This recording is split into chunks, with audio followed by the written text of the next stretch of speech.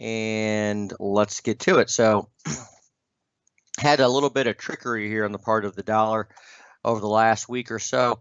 Remember, we had after a long period of kind of being bullish the dollar, we started to think in the other direction as we got into October, right? Because we were getting up into big resistance, notably on this US dollar index 12,130 to 12,160. Okay.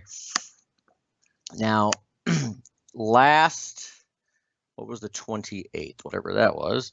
That would have been last Thursday, so like a week ago, just about.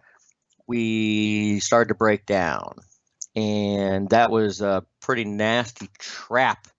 You can see here at that point right here, I was thinking that we had broken a wedge or confirmed a big, huge consolidated overlapping rally from the February low. So that ended up being a false or failed move to the downside.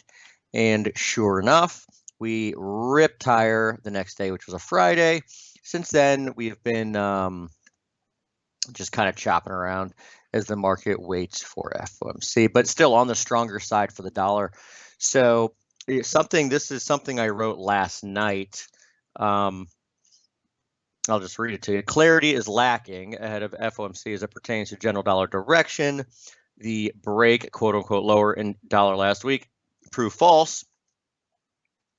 But one can make the case that action since September is 5 waves down. Confidence is extremely low.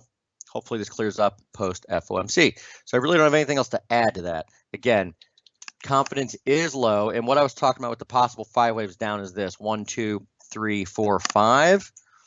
And I've also retraced like 618 or so. Yeah, just right there. So it's possible that we just dump following this.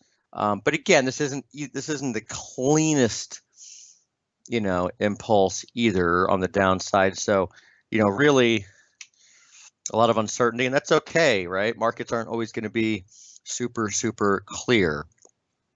However, there are some pretty big levels and spots that I would suggest, honing in on as we get into FOMC and just after. So let's get to those anyway.